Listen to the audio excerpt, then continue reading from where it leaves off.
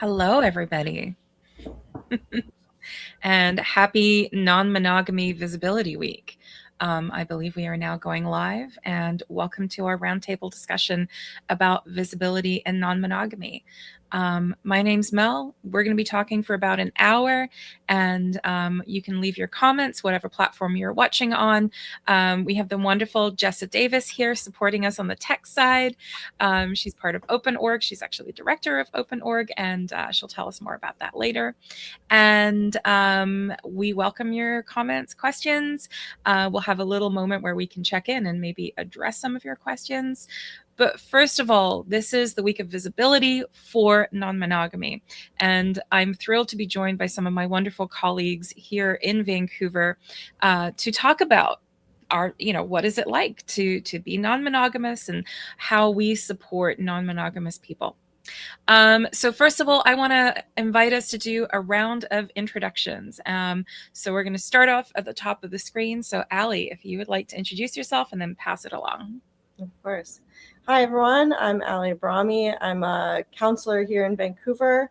I work virtually with individuals, polygroupings, and I've been doing that for 10 years. I kind of focus on the queer community, the kink community here in Vancouver. I also host queer events in Vancouver.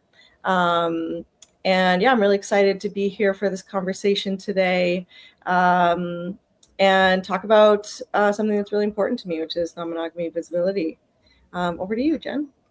Thanks, Allie.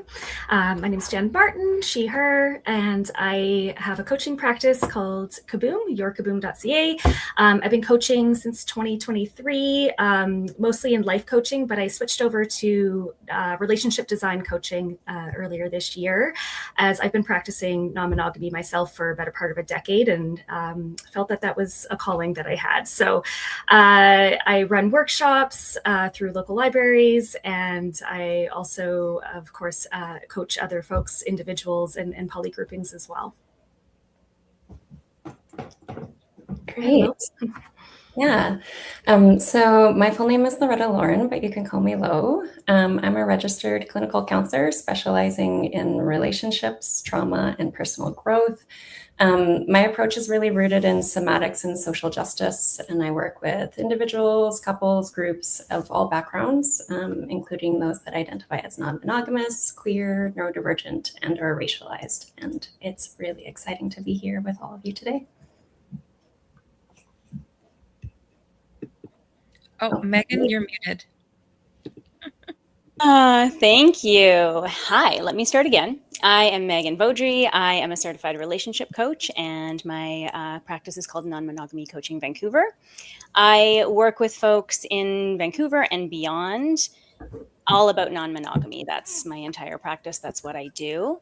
And I work with people one-on-one, individuals, as well as couples and relationships.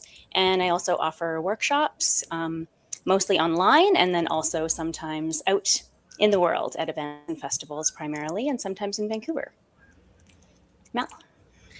Hi, my name's Mel, they, them.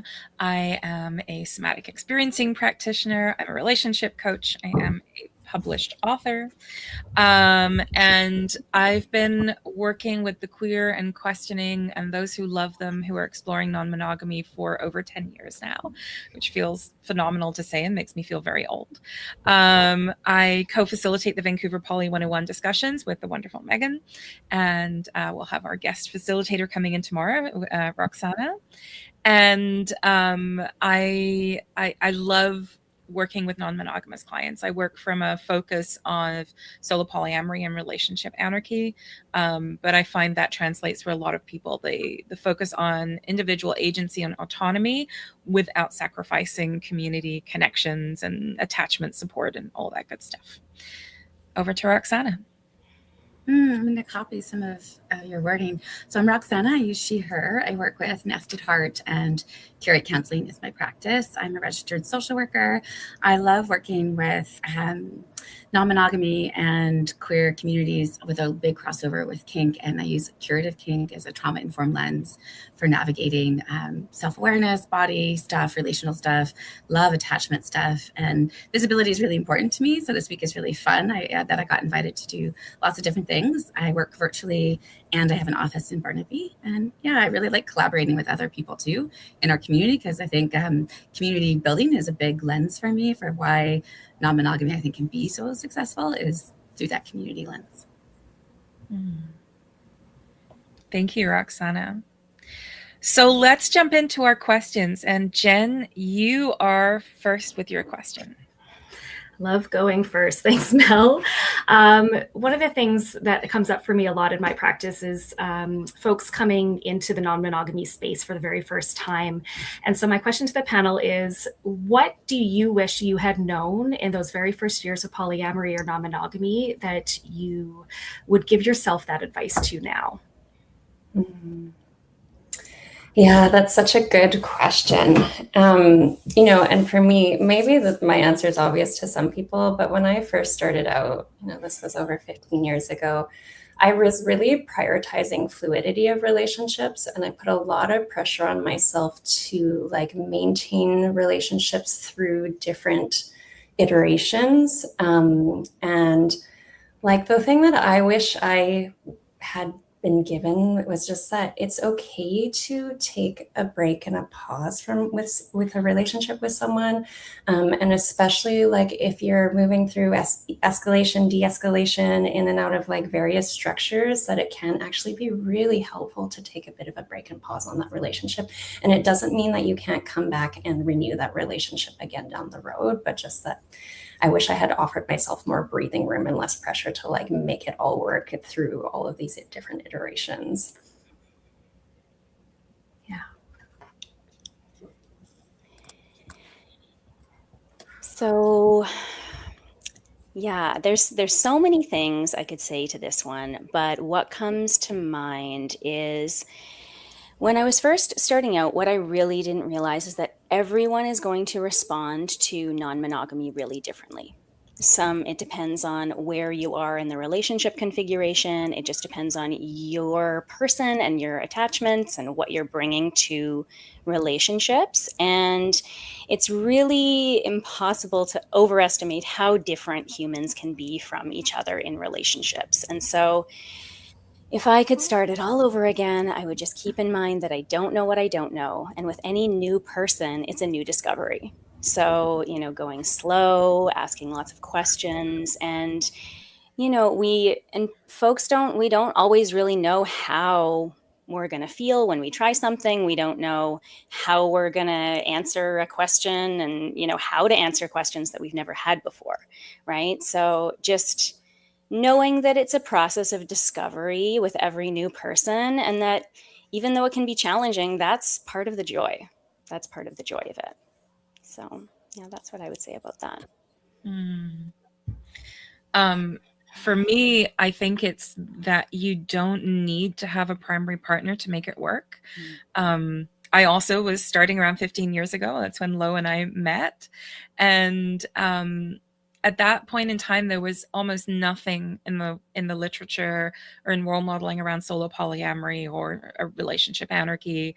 And I remember experiencing so much pressure and assumption from others that this was maybe just a phase until I found a new primary partner, or that I was maybe somehow dangerous to people who were in polyamorous relationships with a primary partner, that I was somehow going to try and take that primary partner away from them because I didn't have a primary.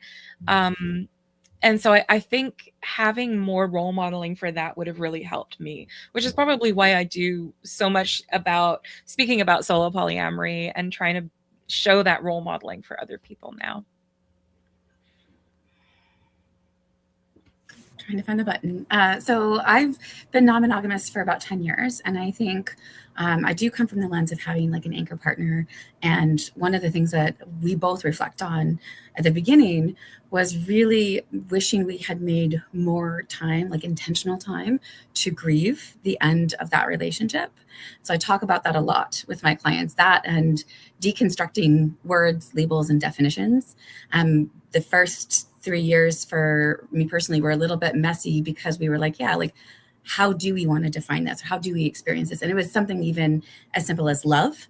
So when I regularly suggest strongly to my clients, like really think about how you define love, because that shift and the detoxifying from some of the mindset, so that kind of going in, you don't necessarily know exactly what you want, but I think that making space and time to like figure it out, that pacing piece, and not being able to, go from point A to Z, knowing that there's a lot of little stops and starts along the way, and that those stops and starts aren't necessarily like, they're not positive or negative necessarily. They're just a part of the process.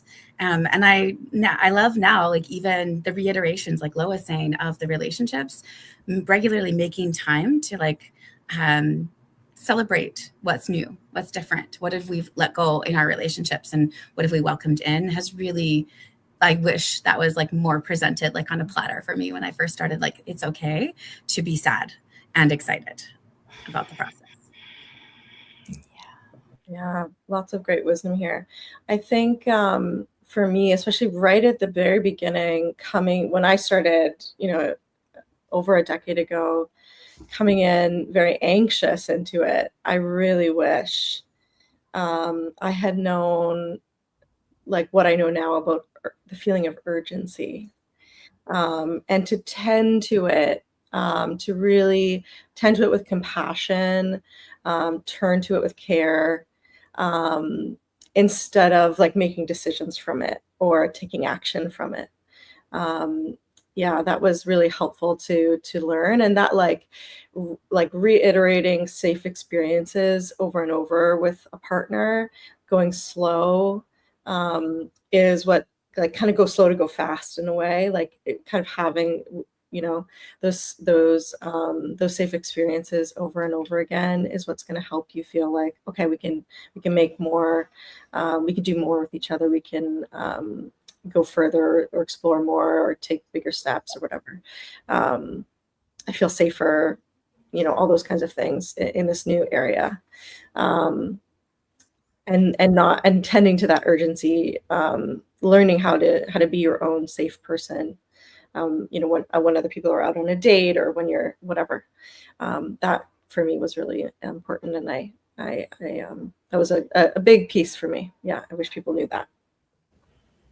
Yeah, thank you everybody for answering those really beautifully. I think for me, if I was to answer with his own question, it's a conglomerate of everybody's answer, but go as slow as the slowest person is the best piece of advice that I was given. Allie, to your point, that sense of urgency. I was in my very early 30s when I opened things up with my partner of over 15 years, I think 13 years at the time.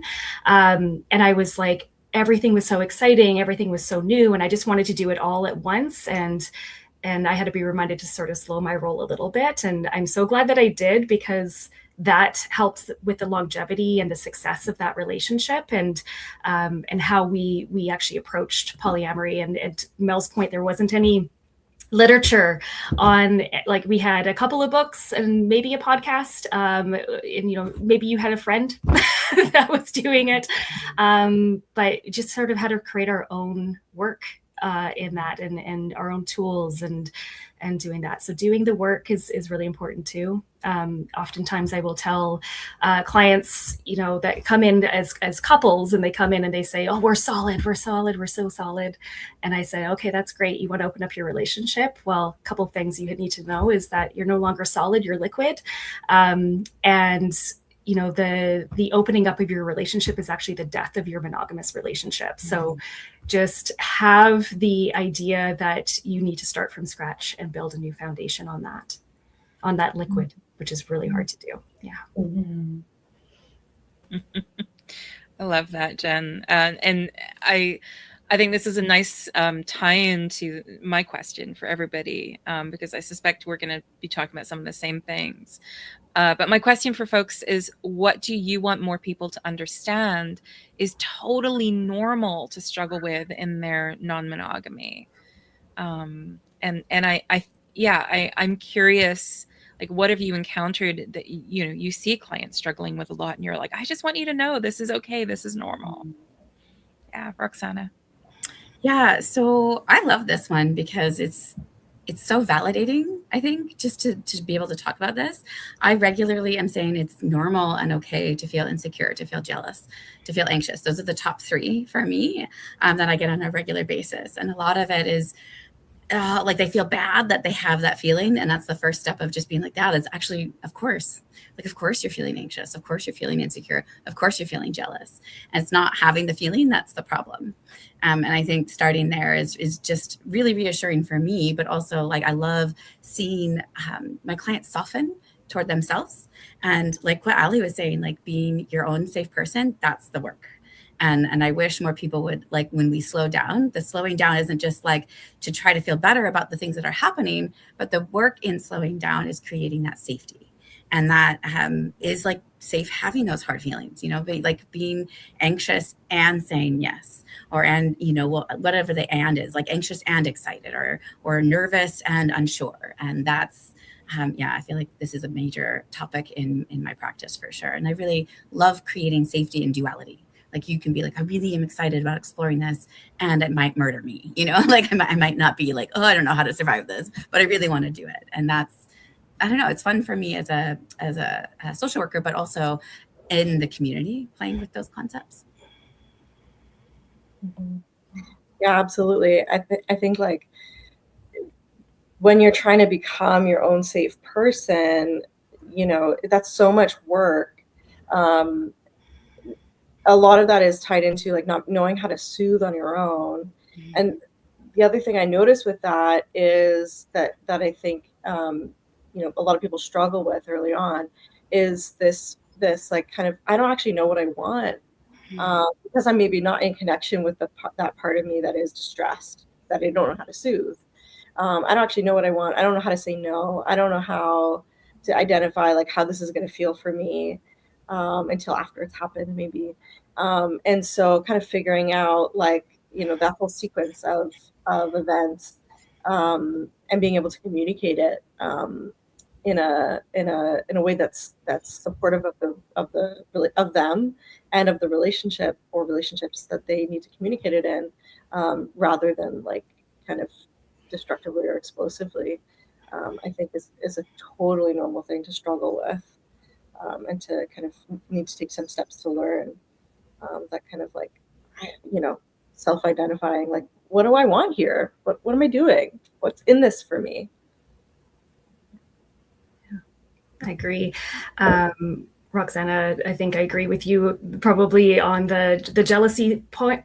I was going to flip it around and say compersions can sometimes be a struggle. For those who don't know, compersion is you loving the success of your partner's successes. You can talk about this in any category, not just in relationships, but if my partner's going out and having a date, I want to have them come back like with joy on their face, right? Because that gives me joy. That's compersion. And sometimes the struggle of having the compersion because your needs are not being met, or, it can kind of translate into jealousy or insecurity in that. So I think that that's probably the biggest one for me. But also struggling in having difficult conversations where I've never had to have difficult conversations before. So when we're talking about sexual health and STIs was a really big hurdle in the very beginning, because all of a sudden now I go from having a monogamous relationship where this wasn't a topic of conversation. We had to go for a physical once a year, but that was it. We didn't have to go getting tested every 3 to 6 months, or, when a slip up happens, or, so having those conversations on a regular basis with partners, with anybody that you're seeking partnership with was in the beginning. So practicing that over and over and over again, and having a script ready to go and all of that. I think that was something that I struggled with in the first year, getting comfortable with that. And now I can say that I'm pretty darn comfortable with it 10 years in. But I think that's something that I think a lot of people could struggle with. Mm-hmm. Yeah, these are all such good answers. And, you know, like, I think what I would add to all of this is there is no perfect poly person.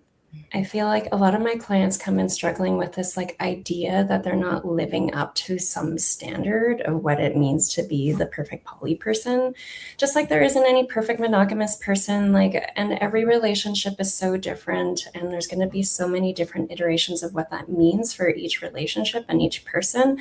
And like, it's okay to struggle with that. I think there's like an extra like sense of like urgency to try to prove that poly is like an okay thing to do. And so we can really hold ourselves to these really high standards. And then that adds this extra like struggle that like doesn't need to be there and is totally normal. And it makes a lot of sense that it's there given that context that we're in this like heteronormative world.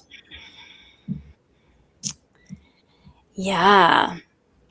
Oh, I want to echo everything that's been said so far. And the way that I would do that is it's normal to struggle with whatever you're struggling with. You know, we are all humans. We all struggle in different ways. And so whatever you're struggling with, that's your struggle. That's your path. This is part of your journey towards what you truly want. If you truly want non-monogamy, you're going to have to walk through the fire.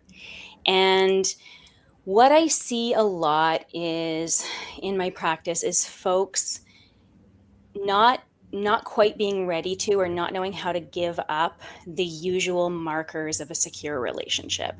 So, you know, promising your relationship is going to look the same way forever, you know, being exclusive sexual partners, being exclusively emotionally intimate, all of these things that we can really take for granted in monogamy. It's really normal to struggle when we're walking through deconstructing the parts of non-monogamy that we have chosen to deconstruct in our relationships as we move towards the relationship model we're choosing. Yeah. Thanks, everybody. And yeah, I love what you were just touching on there, Megan, because I mean, anyone who knows my work knows I love talking about the monogamy hangover. But I think that really is the thing that I see most people struggling. And that's why I started to talk about this monogamy hangover is like, we've all been raised and almost indoctrinated in a sense in that compulsory monogamy to the point where we don't realize it. It's so pervasive. It's the soup we're swimming in. And just letting clients know that it's okay and it's going to take time to unwind all of that and, you know, unwind the perfectionism and grieve the, you know, what they thought was this sole model for secure relationships and that is not easy. You know, we all want to be that kid in the candy store and be like, I can date all the people now, hooray. And the reality is going to require a lot of work. And that is normal. It is normal because you're learning new things. You're retraining your brain and your nervous system to respond in new ways. So yeah, that would be how I would answer my own question. I think I'm passing it to Lo now. Yeah. And I also want to mention, I know there are some folks kind of watching us live here that we will probably have a chance for a Q&A. So if at any point you can just throw your comments into wherever you're watching and we'll see those, any questions you might have. So my question is about someone seeking support. So someone who's non-monogamous or exploring non-monogamy. There's so many options out there for support, coaches, counselors, therapists, social workers. How does someone think about how to choose amongst, you know, all of those options, and how does someone pick a person to support? What kind of tips do you have for that? Yeah, this is a really great question. So I wrote an article about this on my Substack not so long ago. And so with seeking support, with seeking professional support from a therapist or a coach or a social worker or a similar practitioner, the relationship is the most important thing. This needs to be someone that you can talk to. This needs to be someone that you can feel really comfortable relating to and that you feel really gets you. So That's really the primary thing. And then understanding that support can come in a lot of different forms, but it's really important to choose someone who is very familiar with non-monogamy. That is whether you're getting support from a friend, from a pal, or from a professional. Really learning to ask, knowing the right questions to ask, like good to ask a professional if they're experienced in working with a particular kind of non-monogamy that you want to work with, that you are wanting to practice. And ideally, in the case of choosing a professional, choosing someone who really specializes in monogamy, because there's a lot of practitioners out there who are, friendly with non-monogamy, have some understanding of it, especially because it's so widespread. But I really recommend, if you're looking for support with issues around non-monogamy, to seek a professional who actually specializes in that. So, yeah. I'm thinking back to the days when helping professionals like us were like the rare unicorns, because we have both the lived experiences of non-monogamy and we have training as helping professionals. And I think it's wonderful that there's so many more people. I mean, even within the Vancouver and BC region, there are so many more helping professionals than just the 6 of us. It's like, you're just the people I happen to know really well. I think that finding that balance is really important. Just to touch back on what Megan was saying, like, I think that there are people who are really amazing therapists and amazing counselors and social workers and life coaches, etc. And they might be supportive of non-monogamy, but they may not have the tools to actually understand how are we unwinding these dynamics. And even people who are non-monogamous may have their own biases of like, well, this is what, this is my kind of non-monogamy, and these are the tools I have for that.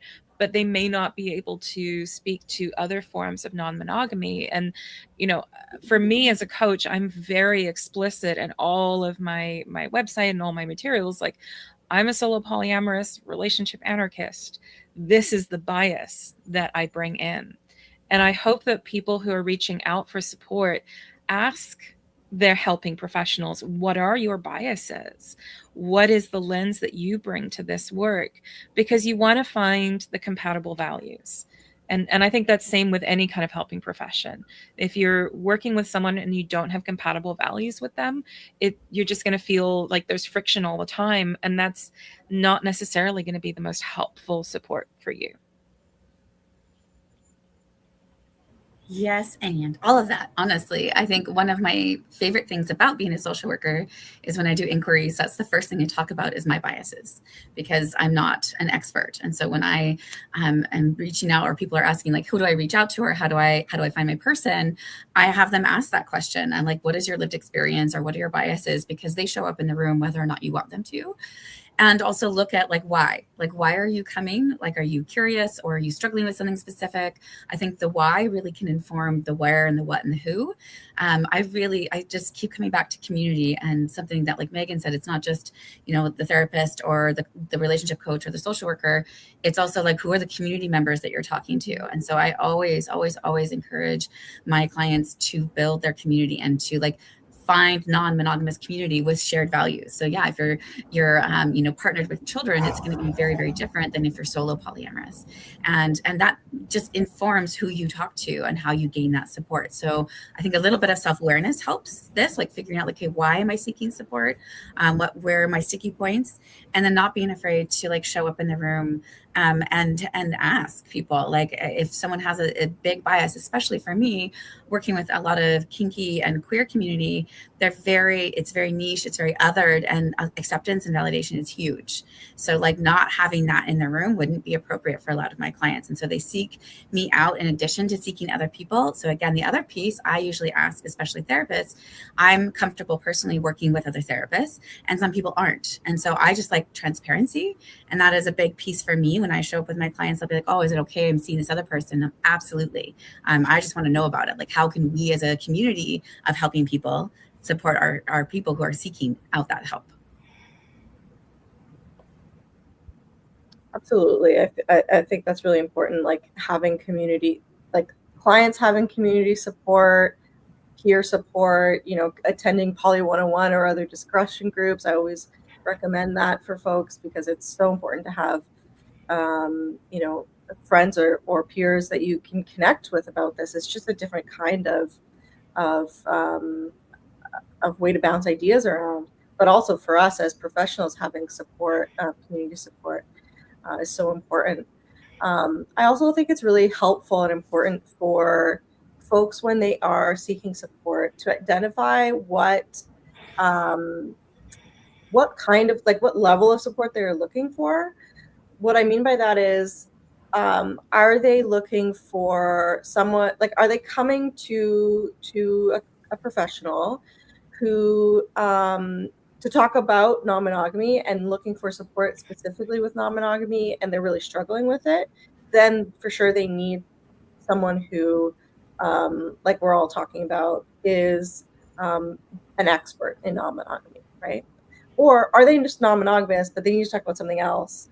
Then they might be okay with, they might be talking about depression, or they might be talking about, work or whatever. Then they might be okay with someone who has expertise in another area, in the area that they're coming to talk about, and is accepting of non-monogamy, or isn't going to, kind of all problems lead to non-monogamy. Like your problems with work are because of your non-monogamous relationship, right?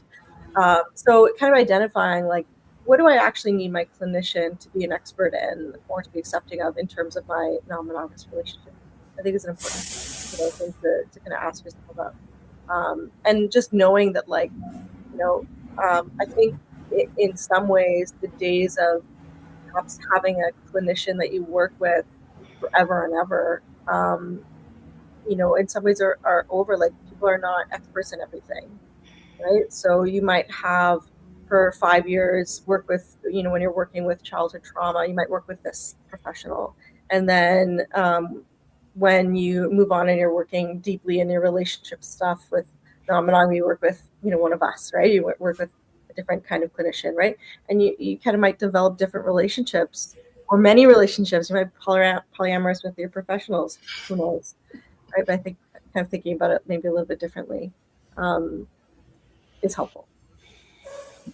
Yeah, Allie, you stole my line. I was going to say I'm polyamorous with professionals. Using a good mix of therapists, coaches, social workers. I don't think it's an or, I think it's an and trying out new ones that see you for different stages of your journey. I think I'm a proponent of using a therapist as well as a coach. One can sort of heal your wounds. The other one can sort of move you forward and create tools and do that. And, I don't live in the or. I definitely live in the yes and the both and the all of that. So I think that's a really big point. But I don't want to drag on because I feel like everybody else also said exactly what I was going to say, which is choose your therapist or your coach or whoever it is that you're working with based on your vibe with them, your relationship. Is really, really important, and the level of trust that you need with that person. And then the other one is in that community build as well. You seek out those groups. There's some really lovely groups here in Vancouver. There's one for everybody. There's ones that are queer focused. There's ones that are solo polyamory focused, and find that group and start going to those meetups. I did that way too late, I think, in my own personal journey, and started going to these groups fairly recently in the last couple of years. But building that community where we center those conversations around, normalizing the life, and I think that's been a really big help. And you're not just building community through partnerships and through kink and through, like, you've got all your bases covered that way. So. Great. Yeah, I just saw this question come in from someone. Maybe we can just do a quick little touch on this. As someone who is a monogamous intern therapist working in a consensual non-monogamy therapy practice, how do I get clients to trust me if the recommendation is to find someone who specializes in consensual non-monogamy? I think it's really important to know what your own specialties are and to be really comfortable referring out to people. So if it's not an area that you feel really comfortable in or is in your scope of practice, it's, your ethical duty to refer out, and there's lots of great people to build those connections with. And as we've been talking about, it can be a really beautiful collaboration to be working across different practitioners. That said, if you are someone who is monogamous but also wants to be working with non-monogamous clients, I think being really honest about this, I mean, lots of people will take the 15-minute free consultation options if you have that. I'm just being really honest with people about where your personal practice is and also what your scope of education is. Because that honesty, I think, is the thing that builds the trust. Like if someone feels like you can talk about it, you understand it, you're supportive, and you're being honest about where your personal experience and biases live, that's a great way to be building good rapport with your clients. For a second. I think also recognizing that this is a cross-cultural relationship. Monogamy is one culture, it's the dominant culture, and non-monogamy is a different culture. And so if you're wanting to work with, just like queer culture is a different culture, right? So if you're wanting to work cross-culturally, you are coming from the dominant culture, you have a lot of learning to do about this other culture in order to work with it adequately and respectfully. You absolutely can. We do that all the time, right? We don't have to only work with populations with which we have lived experience, but we have to do that with care and respect to those communities.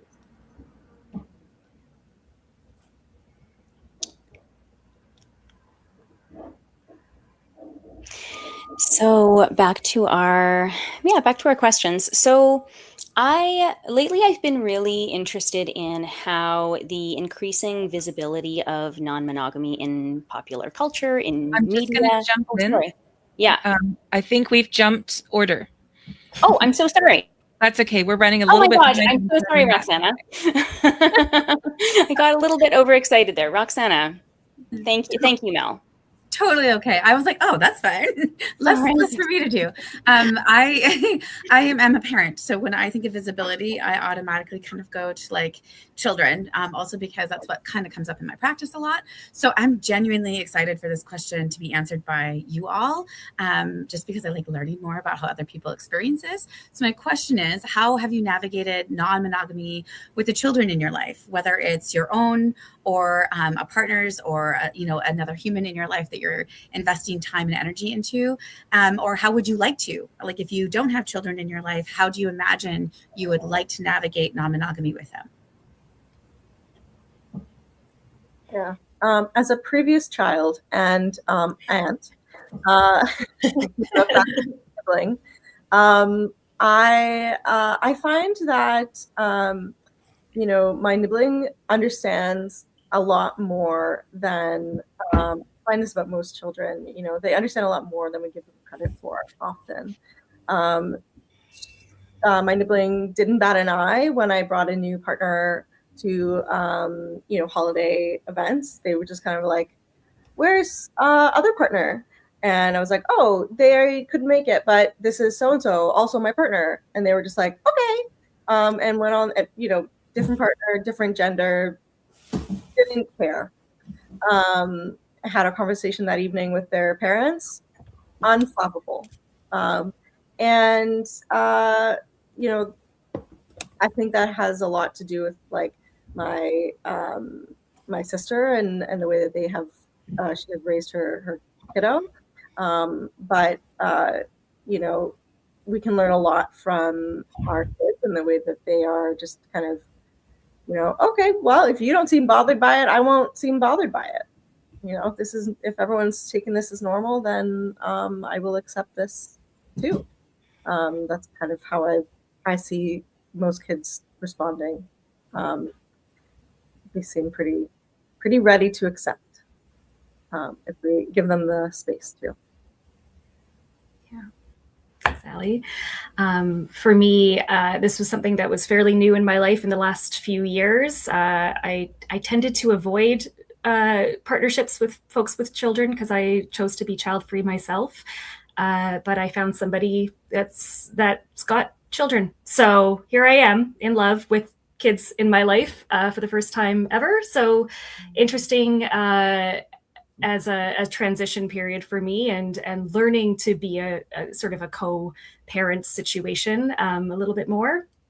So I think the biggest piece for me is creating safety with the kids to ask questions. And we have a wide variety of ages in the children in my life now. And one of the things is, the conflict that could potentially happen in those relationships. So I have amazing relationships with my metamors and their children as well, and sort of showing kids that this is and can be normalized, to a point where this is now looking more like a blended family than it does in a situation where it's like, oh, you don't know about this person, that person, and then the kids are going to sense that conflict of, oh, we have to keep these two things separate. These two people never can be in the room at the same time, which is definitely not true in the relationships that I have. So actually having stronger relationships with your metamors, and especially if they have kids as well, and showing them that this is all normal, has been the biggest part of inviting children into my life. And now it's interesting now that I've got children in my life that it feels like all of the partners that I've chosen since then, and also all the metamors all have children. I'm like the crazy aunt that just sort of comes in and but yeah, creating the safety has been a really big thing, and they can come to me and ask me questions anytime, and happy to navigate those conversations as age appropriate as those conversations can be. Yeah, I mean, I would amazing. Kids like get stuff really easily often and like ask really good questions.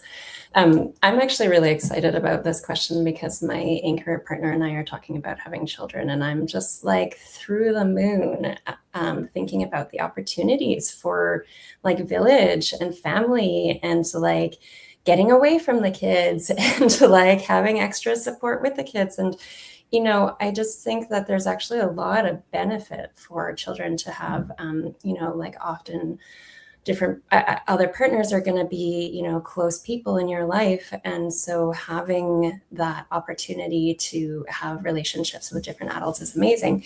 And that said, like how I would navigate it is going to be relationship to relationship. There's going to be relationships that don't want any relationship with the kids, and there's going to be relationships that want really deep investment, and like that relationship to the child is just like two adult relationships where we're navigating our boundaries and agreements, right? And it's just another relationship in the wide web of relationships to be navigating, and I think it's a really beautiful thing to be bringing children into. Yeah, so I just first want to name, I have very limited exposure to children in my life. I'm child-free, and some of my friends have quite young children. But this is going to be something I'm going to be learning and navigating more as this chapter in my life continues. And fortunately, I have the privilege of being out as non-monogamous to most of the people in my life. And so I'm able to be transparent about having different partners. Yeah, and I'm grateful that I have that, because there are some instances in my life, some areas of my life where I don't feel comfortable being out. And so I want to be in the closet about being non-monogamous with certain extended network folks that are in my life. And yeah, but I just want to echo what's been said already, is that, yeah, children are so accepting and loving, and of queerness, of non-monogamy.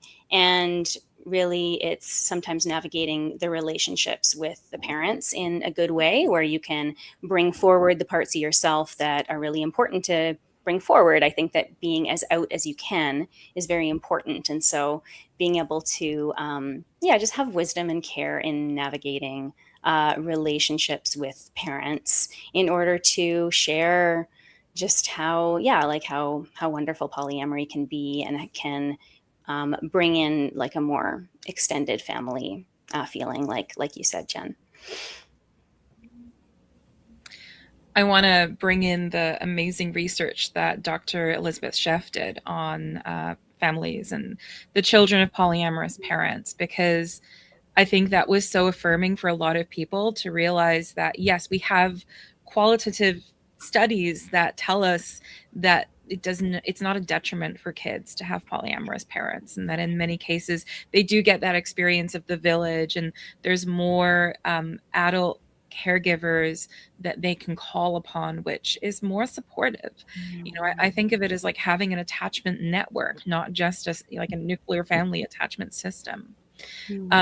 I'm one of those people who had a really strong desire to be a parent, and that was just not in the cards for me. So I'm not a bio parent, and at this point I probably won't be. But polyamory has allowed me to be part of the lives of some of the kids of my partners, and that's also informed me about how I want to go about being that cool eccentric auntie for the kids of my other friends and the people in my extended anarchical. But I do think that it's also really important for the parents to deeply consider like how they're intentionally introducing partners into the kids' lives, not just for the kids, but also for the partners. Because I have seen this happen a few times where, you know, someone's love of a partner extends to loving, you know, their other partners, but also loving their children. And then if the relationship doesn't work out, there's a disentangling process. And that can be hard for the children, and that can also be hard for the partners who are like, what do you mean I was part of this kid's life for 5 years and now I don't get to be part of this kid's life? And I think we could do with more resources around navigating that, also from that like blended family perspective of how, if we're choosing to involve more adults in our kids' lives, how are we also supporting that relationship to be sustained, even if the adults aren't getting along? Because like you said, it's an individual relationship, right? It's its own relationship. It's not just kind of in this lump with everything else. Yeah.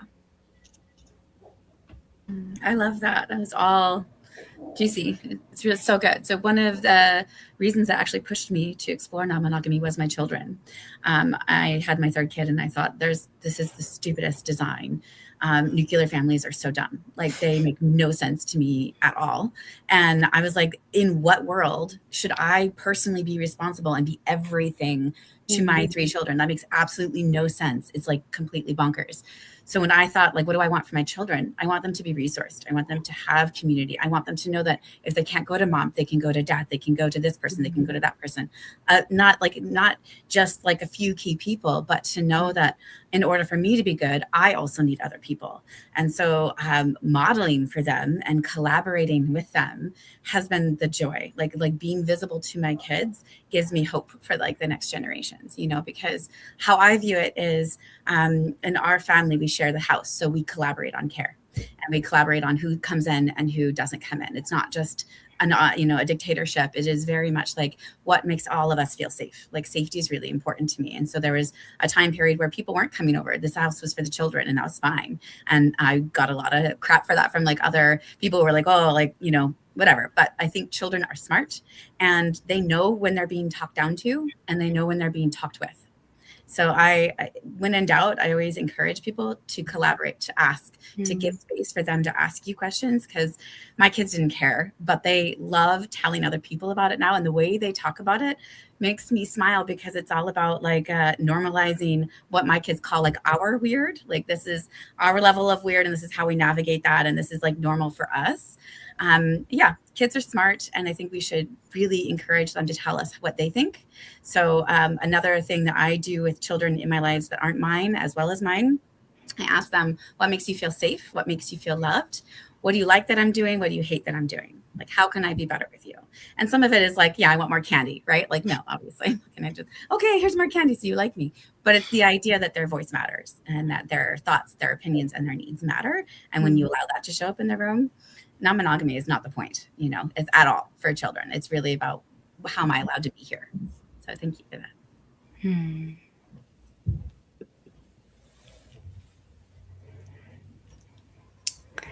Thanks, Joan. So lately I have been really interested in how the increasing visibility of non-monogamy in popular culture, in media, TV shows, social media, everything, has, whether or not that has like helped the public understand what polyamory truly is. What I see a lot is this conflation of polyamory with dating around, with hookup culture, with casual relationships. And the question I want to ask is, how can we as a non-monogamous community like push back against misinformation about what polyamory is and the conflation with casual relationships? This is such a good question, because I don't think there's a single answer to it. The thing that comes up for me, first of all, is we need to change the ways that people are dating and meeting each other, because I think this isn't just a phenomenon with polyamory. I think there's a lot more unhealthy disposability culture that has come into the dating world because of the way that the apps work, right? You're swiping, you're not even taking the time to really absorb someone's profile, and um, and so that, I think, plays into a culture of not considering people as whole people. It's just become this like needs meeting, and then I think that gets misinterpreted, or like people who are finding a group with that might borrow or appropriate the language of polyamory, and then we get into this gnarly, messy situation. I mean, I think that there are a couple of apps that are doing a good job. Like, I think Field and Plura both are going in the right direction in terms of being dating apps that support non-monogamous clients or non-monogamous people. But I think that there's room for us to have more of, I mean, I miss the old days of OkCupid, where you could just browse and you could read and you could take your time really getting to know somebody. And that goes back to that, what I think it was Ali said earlier about like noticing that sense of urgency, and like it's okay to slow down. And I think if, as we get, in our advocacy, like having more focus on that, it's okay to slow down. Just because you can date all the people doesn't mean that you have to date all the people. It's not Pokemon. You don't have to catch them all. And that, focusing on like, it's the quality, not the quantity. That's, I think, I feel my answer is a bit rambly, but that's what comes up for me. I like that, Mel. I like it. I love this question, and I think it also has like a million answers. But one of the things that I was thinking of while Mel was talking was the idea of, yes, quality versus quantity, but also what do you want? So really talking about, and we are, this group is, but like in the communities more, what are your intentions with dating? Like, what do you want from this experience? And not treating people like meeting machines, from a vending machine. I do feel like that's like really prevalent still, which is yucky and annoying, because when you're not trying to engage in that way and then you're entering these spaces, like non-monogamous spaces, some people will come in, I don't want to call them bad players. I'm maybe like really confused players, or I don't know, like not the right intention, but speaking to the intention of like, I think a lot of people aren't sure what they want from dating, but they're lonely, and that loneliness drives that urgency. And when we can slow down and create safety with ourselves, that urgency kind of doesn't necessarily disappear, but I think we hold it differently, and we interact with it differently. So I think we need more groups, like I love the Poly 101 groups. I love like having community spaces where we can talk about how do we want to date? Like, what do we want? Or like, how do we create connection, and not like decentering, monogamous romantic relationships as the end all be all, like really centering platonic, forever relationships. I love that as a drive. Like when I read The Other Significant Others, I really wish I actually would have read that forever ago, but it wasn't written forever ago. But it changed my whole perspective of how I experienced love and community. And I think that kind of takes away, like my urgency wasn't really necessarily with like, oh, I have to have all these people. It was like, what kind of people do I have? who can I lean on for what? And so, yeah, I think when we look at this again, I know I sound a little rambly, but like coming back to the hookup culture is like, what's the urgency? What's the need? What's the intention? And I think that's still quite messy for all of the greater populations overall. Yeah, I think messy is definitely a good word for it. I think like I don't necessarily feel that always that bad with the conflation of non-monogamy and casual sex or hookup culture. I sometimes feel a bit of caution with the negativity that gets that comes up when people are like, well, we can't be that. We can't be casual sex or hookup culture because that feels very sex negative to me. Like casual sex or hookups are great. People should have them. Like, and plenty of polyamorous people might want them. There's nothing wrong with casual sex or hookups and people seeking those. And I think what we're all speaking about is not necessarily casual sex or hookups themselves, like that on their own, but it's this kind of misunderstanding, as you said, Roxana, of like the terms that we are using. And so they're kind of being misused. People are mislabeling themselves. And so you start connecting with someone because they're calling themselves something, or they're using language. And then you find out that that's not really what they're doing, and it feels misleading in some, and that feels disingenuous. It feels a little bit like you're being hoodwinked or something. And that feels really hurtful to feel like, I've gotten to know you, I've spent time talking to you, you've used these terms that like are meaningful to me in a certain way, and this community, this culture has an understanding of it. And that's not how we're using it, or you are using it. And language is very precarious that way because it's constantly shifting and moving. And I think that's what we're seeing, is this kind of like our language is getting kind of co-opted or moved because it's getting so much wider. It's getting so much bigger now. Like so many people are entering the non-monogamous space. And when that happens, it's not like this niche language anymore. It's like exploding. And so it's like, whoa, what happened to our little culture and language? Like oh my God. That's what I see anyway. For me, it's not so much like being associated with casual sex, being misunderstood in that way. It's like this kind of wafting of our language that feels, so it feels like, what do the words even mean anymore? They mean nothing. I know we're going to run out of time real soon, so I'm just going to talk about advocacy and visibility. And I think it doesn't just end with the non-monogamous community. I think it's a community in general who is curious about non-monogamy. And, advocacy can look like just, questioning when somebody says something that doesn't align with your view of it, and leading in with a little bit of curiosity, and what is it that scares you about this, or what is it that makes you think that that's how we do things.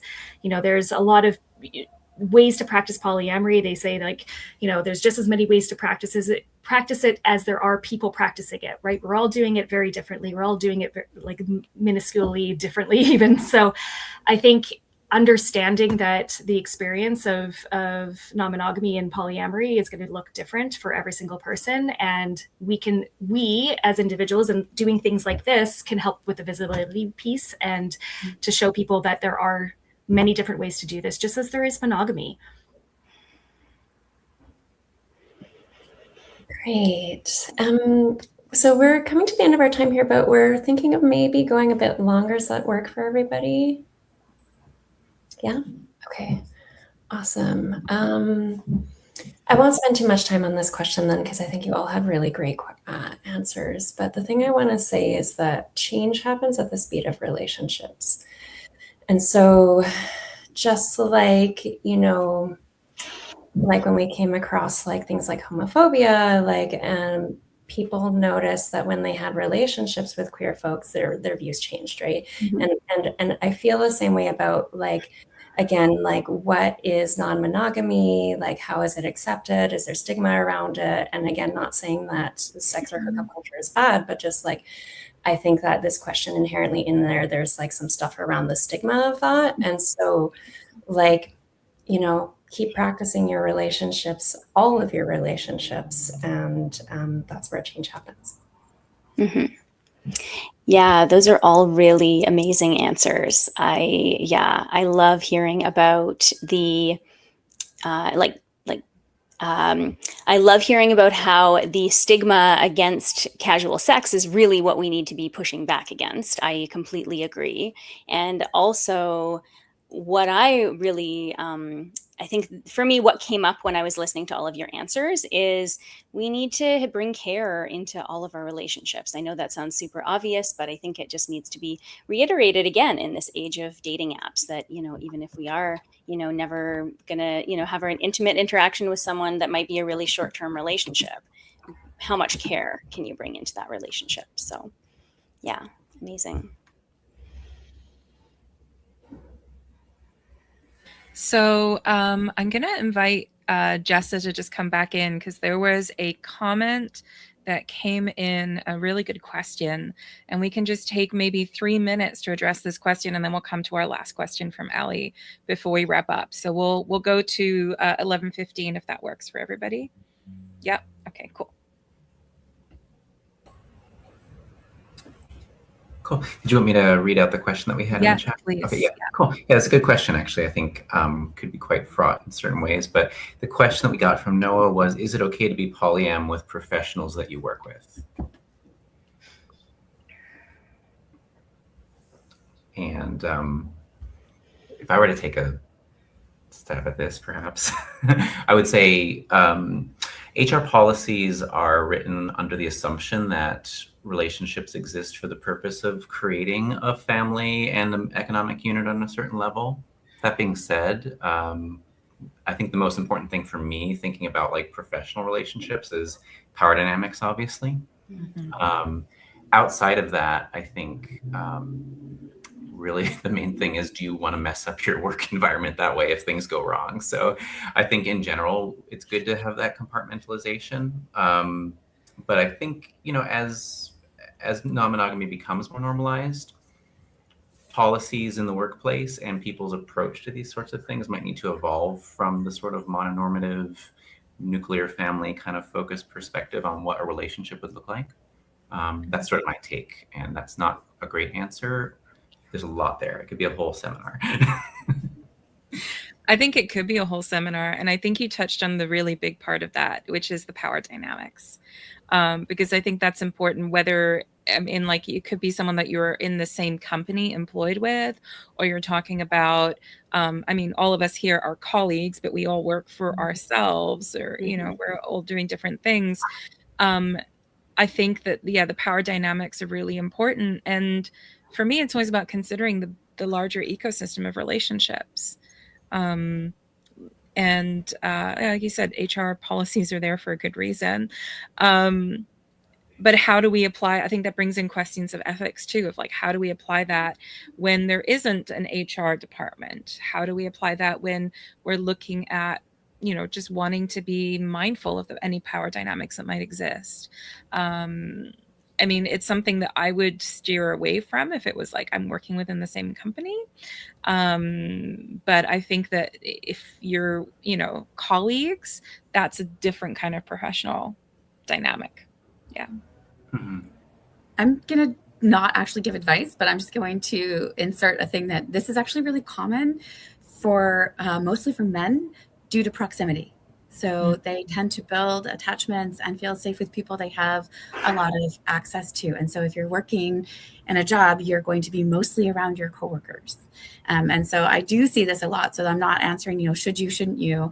But I do think we have to be able to talk about it beyond the power dynamics, understanding why this might be happening more, why people might be wanting to explore this, or absolutely like this is a thing that happens. So like pretending like, oh, just don't do it isn't necessarily answer. I don't know what the right answer is beyond the power dynamic conversation, but I just want to note that I do hear about it a lot, and I do experience it a lot from clients and even friends.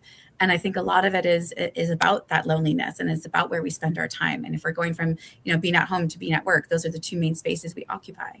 So, yeah. Strongly agree.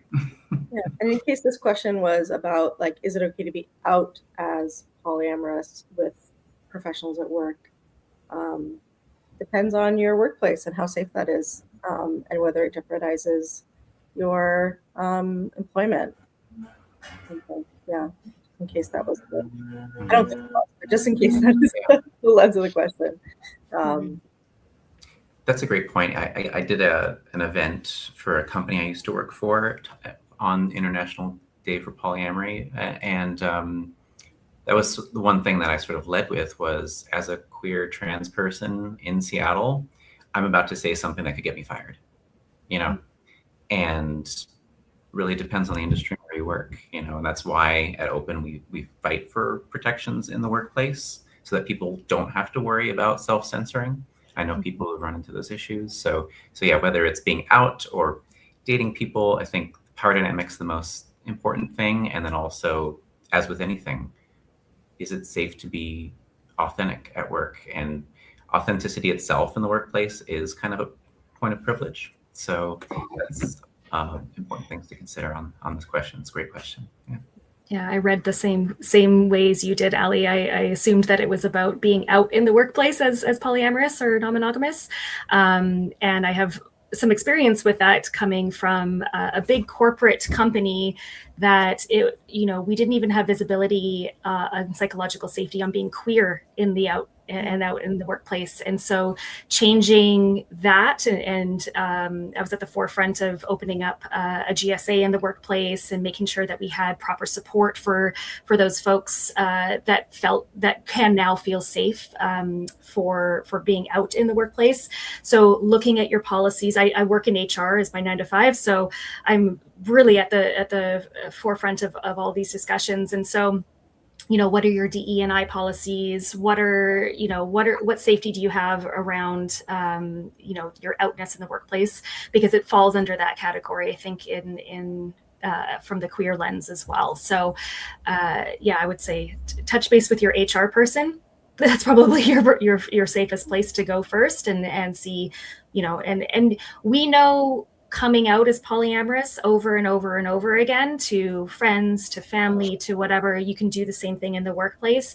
Know where you're safe, right? Thanks for bringing that question in, Jessa. We'll come back to you in just a moment when we come to our wrap up. But Ali, I know you've been waiting with your amazing question here. Yeah, this is a great question and we've touched on this a little bit throughout our chat today, but moving beyond visibility, I think, is an important question. We've talked about how non-monogamy now is kind of becoming a little bit of a larger conversation, but if we're moving beyond just being visible, what is the next step for non-monogamy now that it's a bit more popular? Yeah. What's next? So I think there's a lot of different lenses that we can look at this one. We can talk about legislation and understanding next of kin and what your rights are for visitations and those kinds of things. That's a whole other conversation. I kind of want to take a fluffy approach to this and do talk a little bit more about the visibility. I know we're trying to move beyond it, but I think that there's not good enough representation yet in media. I think we look at non-monogamy in media as it being sort of sexy and nuanced and a little bit of conflict. Oh, somebody cheated on somebody, so therefore they're opening up their relationship. That's where the story begins. And it's not really about real stories. And we don't have a lot of real stories and things that we can look at to say, like, oh, my relationship looks like that, where we have lots of different versions of monogamy out there and have for many, many years. So when we're looking at TV, when we're looking at movies, when we're, what stories are we telling, and normalizing those stories, I think, is the biggest part, and moving visibility into more recognizable formats. Yeah. Yeah, and just to add on to that, I think beyond visibility is normalcy. Like, and there's a piece there, like, yeah, the visibility isn't at a place where it's normal. And like where, normalcy for me is about like where it's not like a topic of question, like it's just like it's like, oh yeah, I'm non-monogamous, I'm this and this and this. It's just like another thing. It's not like, oh, here's something that we need to pause on and we need to talk about it. I mean, of course, talk about it if you want to, but the sense of it just being like a normal thing that is an option, just like it's an option to be queer or straight or any other type of sexuality. And I think we have actually a really long way to get there. Yeah, to expand a little bit on what you said and just reinforce and agree with you.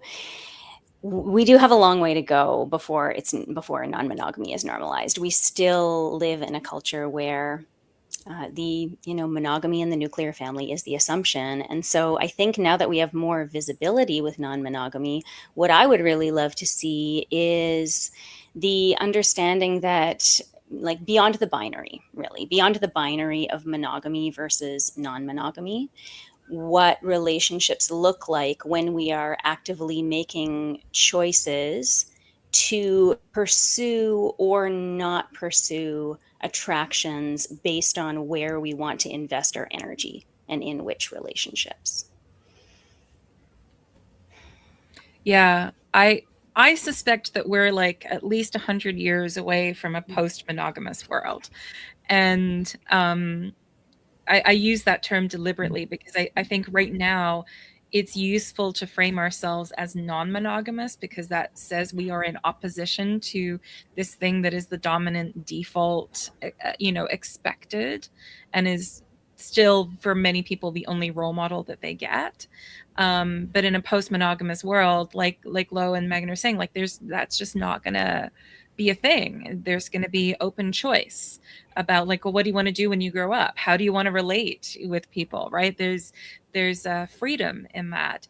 But I think there's many steps to get there. And so when I think about, well, how do we reverse engineer that post-monogamous world? It is in doing more advocacy and having more healthy visibility. I think having more role modeling in the media is great. I'm seeing a lot more like little verticals and shorts and things like that people are doing to showcase non-monogamy and I think the full spectrum of healthy non-monogamous relationships is starting to creep in there. And of course, we face all the pushback that comes from the right wing with that. So I think there's many steps. I think for us in Canada, we're so lucky to be in a country where polyamory is not criminalized anymore. So long as it's a consensual relationship, you can do whatever you want. Just don't try to like legally marry more people. But I think in terms of legislation, a really big step would be able to have an easier way of creating chosen kin. Because I think that applies to not just people who are polyamorous. Yeah. I think that could work for so many people to be, and we have more legislation where there's multiple parents on the birth certificate, and we have more recognition for blended families, and you can get a 3-person mortgage, and like there's workarounds that are available to us right now. But I think having an easier pathway to legally recognize chosen kin would be a really powerful step. I don't know if we'll see that, but I would love to have that happen in my lifetime. Yeah, that's what I was going to echo. I think I agree with everyone. I think we do need more social media representation of like the healthy options, of like the options that are like vibrant and not just this one trope that like sells, because sex sells.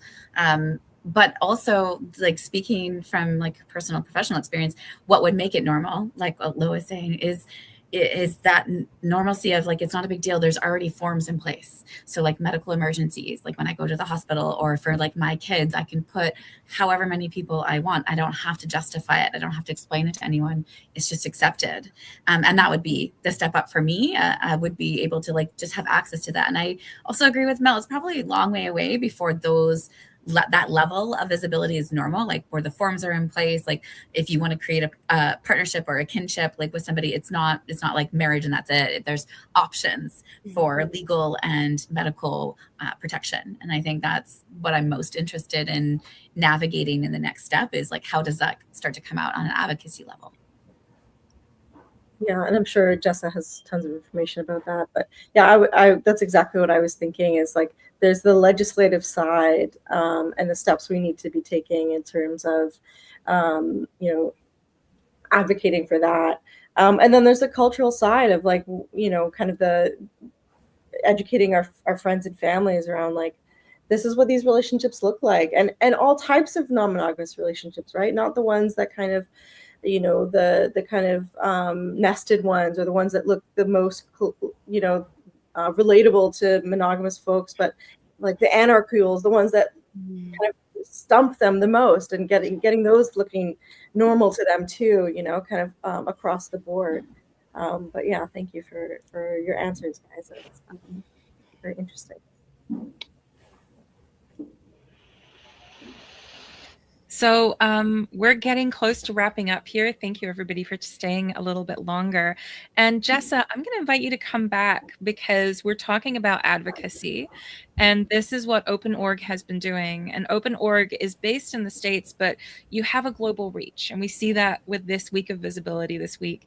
There's people all through Europe, through South America, Central America, like Australia. There is global movement happening. So I would love to give you the floor and invite you to share a little bit more with us about that. Yeah, thank you so much for having me here. So I jumped in a minute ago, but Jessa, my pronouns are she, her. I'm the executive director of Open. I'm based in Seattle, and so not too far from most of you in Vancouver. I'm looking forward to being in person at some events soon. I lived in Canada for many years. My kids live in Ottawa. And yeah, Open doesn't aspire to be a global org, but we do have a global reach, and we work with partners on the international stage, right? And this week is a great example. This is my first week of visibility event this week. So super excited to be here, and I have a very busy schedule from now till Sunday and beyond. We have some things that have already taken place before today, and we have events coming after the 12th as well. And the week of visibility is a big part of like what makes Open, we're a nonprofit, so we're not a lobbying organization, but we do a lot of legal advocacy. And this conversation was amazing. I could have jumped in so many different points, especially the last, I was like, oh, it's like, no. But I'm also trying to get people to understand that Open does more than just legal advocacy. We have a lot of, great press, and people follow us for the successes we've had in the US. And I saw someone in the chat give Diana Adams a shout out. They're amazing at Chosen Family Law Center in New York. And we're working with them and other partners in the US and providing support where we can around the world. But in addition to that, we do community education, support groups, and outreach, things like Week of Visibility. And that's a core part of our mission here, right? So this week is super exciting for me to show off how we have this huge following of people in Brazil and Portugal and Norway and the UK. And there's a lot of exciting things coming in Canada, next year as well that I'm excited to collaborate on. So Open is a big tent movement, and we do things like local and state level legal advocacy, workshops, seminars, resource guides, and just social events as well, and our support groups, like I mentioned. So you can check us out at open-love.org. Weekofvisibility.com has almost all of our events. I'm actually still putting some in there because we have a lot, and I've been super busy with the new job and Pride Month and everything. So bear with me and keep checking our website and our social media, so that way you can find something that might be interesting to you that's virtual. There's a lot of really cool ones happening this week. And then there might be some in-person events as well. We have a lot of picnics, pub quizzes, panel discussions happening in Chicago, the Bay Area, all around the country, in New York as well, and basically coast to coast in Canada and elsewhere. So you can always reach out to me on social media and follow us. And I'm pretty easy to reach in general. You can Google me and you can find me. And I would love to answer questions and provide any resources in your local community. And here in Vancouver, we have a whole week of events planned, which is phenomenal. So tomorrow night is the Vancouver Poly 101 discussion. Roxana will be co-facilitating with me. Our topic is how and when to come out as polyamorous. Wednesday evening, there's both the solo polyamory group meetup for Vancouver, and also there's the E&M happy hour doing their board games night. Thursday evening, Jen is hosting the Queer Love X. Is it Queers and Beers? And Friday night is an amazing open mic and art show at Cross and Crows Books, organized by the Non-Monogamy Discussion Group Vancouver. You know, we're a very polyamorous city. We can't just have one group. There's multiple groups here. It's great. Saturday, people get a day off to like see their partners and stuff. And then Sunday afternoon, there's a picnic being organized by Van Poly. So there's lots of opportunities for people who are in and around the Vancouver area if you want to meet more non-monogamous community. I have the information posted on my socials. I think all of us have the flyers too, so you can reach out to any of us. And it's exciting to be part of this. I'll add one more thing if I can. I'll show this on. It said it came from you, Mel, but I typed it into the chat. So a bit of shameless self-promotion here. On the 8th, I'm doing a panel discussion that's virtual. So if you go to weekofvisibility.com, you can find the event. It's called Non-Monogamy at the Margins. And we're talking about, is non-monogamy queer? And what does it mean to be queer and not non-monogamous, or non-monogamous but not queer? So we're going to dive into gatekeeping and probably make a lot of people angry. And I'm excited for a fun conversation that will talk about a lot of really important topics. And it's going to be recorded as well on our YouTube. So feel free to check it out. That was the topic of our last Vancouver Poly 101 discussion. It's a great topic. I saw, yes. On that note, thank you all so much, everybody, for staying extra. I really appreciate your time and your energy and the incredible work that you all do. It is so lovely to be in community. And I don't use that word lightly, to actually say, like, we are all in this together. We're part of this grander relational ecosystem, creating the advocacy, creating the support that I know all of us wanted all those years ago, and helping to empower the upcoming generations. I'm going to invite us all to say goodbye, and we can end the stream here. Bye. Thank you. Thanks, everyone. Thanks for watching. Bye.